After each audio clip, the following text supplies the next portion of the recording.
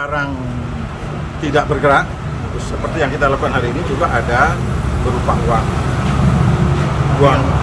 Ada mobil juga ya, mobil, kemudian ada sepeda motor 2 unit sudah kita lakukan sitaan.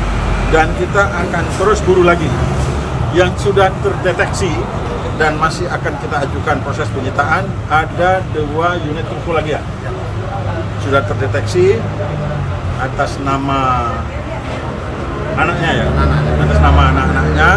Kita ajukan ke pengadilan untuk izin penyitaan, keluar izinnya, baru kita akan pasang pelangnya seperti sekarang.